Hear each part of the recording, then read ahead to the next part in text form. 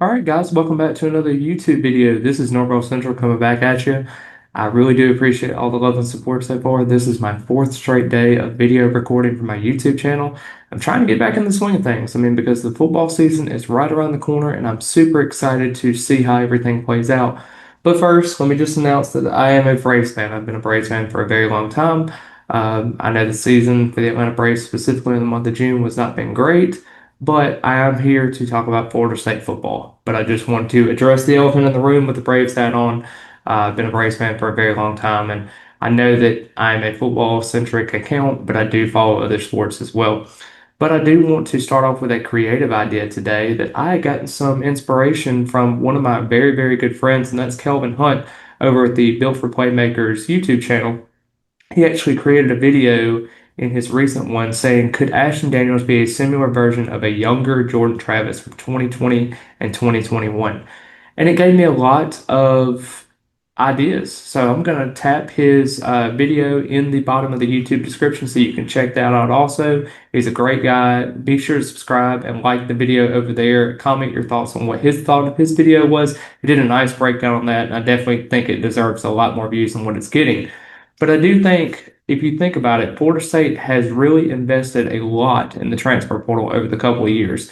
DJ Uyunglele was also one guy that they thought they were going to bring in. They thought they were going to have production from his Clemson days, even the Oregon State days with that just didn't pan out.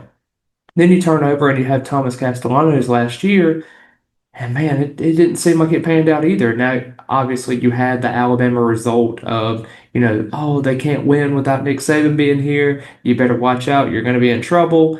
And then, sure enough, we beat Alabama by 2 touchdowns. But the problem that runs into it is Thomas Castellanos is a very, very, very inconsistent quarterback. Now, you look at some of his passing numbers that he had this past season. He had 2,760 yards. He had 15 passing touchdowns, 9 interceptions. He had over 500 rushing yards, over 9 rushing touchdowns at that point. There have been a lot of bright spots for this Florida State team, but you look at the offense, they could not score in the red zone. And that's shocking because you look at a guy like Deuce Robinson, who's a 6'6" receiver. You had weapons there, but he only had 6 touchdowns on the year. A guy like Deuce Robinson should never have 6 touchdowns. I think Deuce Robinson should have around the 8 or 9 range at least because you have multiple opportunities to be successful. Even those tunnel screens, slants, whatever the case is to get the football in his hands, even a game like the Alabama game, he only had 2 receptions for 15 yards. So there was a lot of opportunity for the quarterback out there to be able to do that.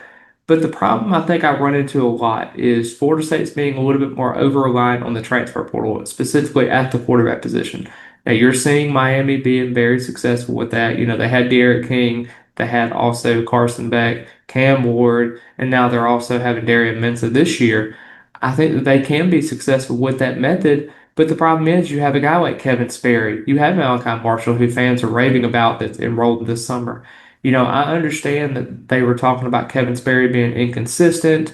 Malachi Marshall was a little bit shorter or a little bit smaller, with no strength and conditioning program. He just enrolled during the summer, so he's got to acclimate to everything. Even though he might have the playbook, you got to have the live reps.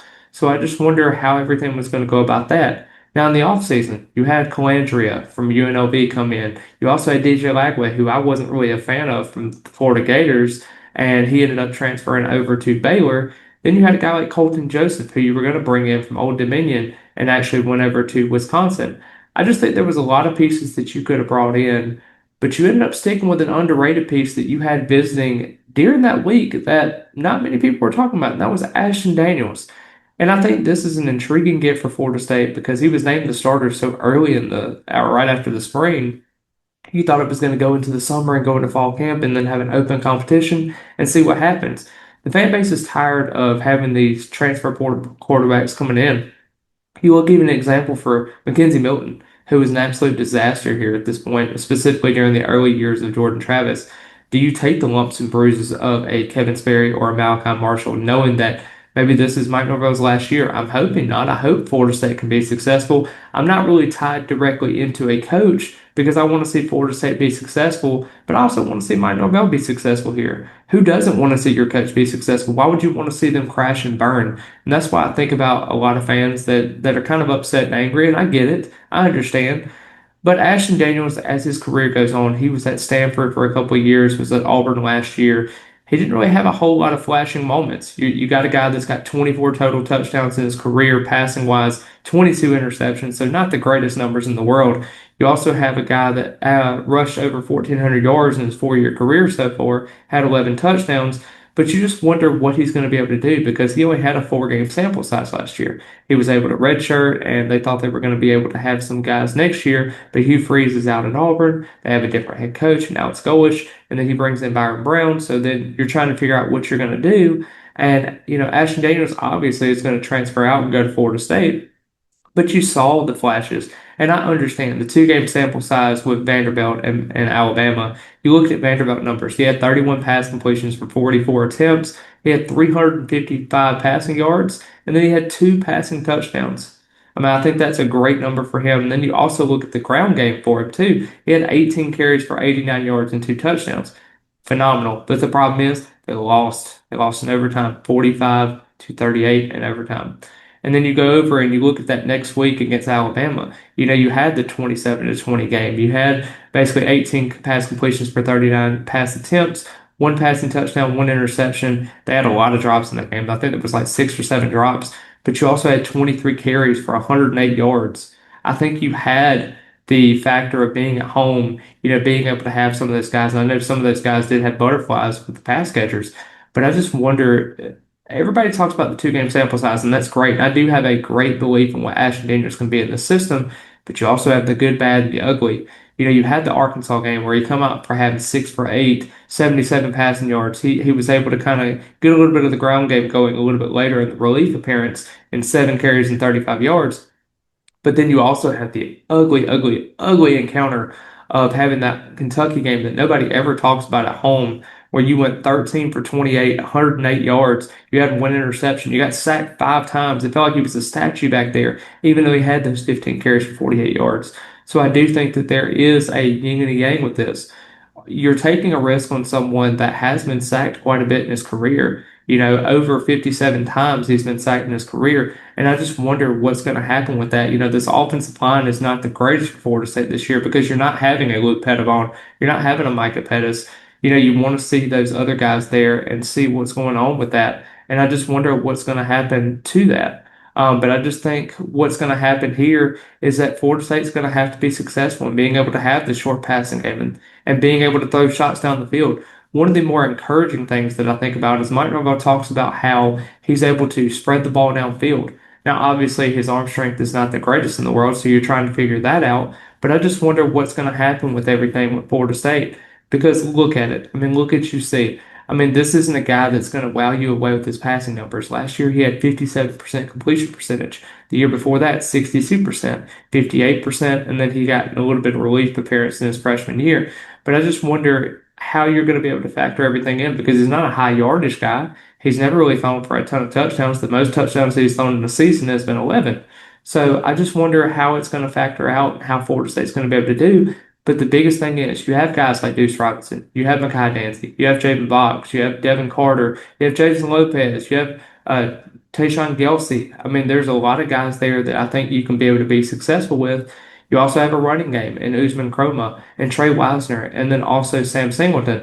I think those are going to be your 3 backs, but you can't be playing musical chairs with those guys either. You have to find what's effective in your system, being able to be effective in that, but you can't be able to be over reliant on those quick screens, slants, crossing routes, everything like that, because you have to eventually throw the ball down the field to make the defense at least still be a little bit honest.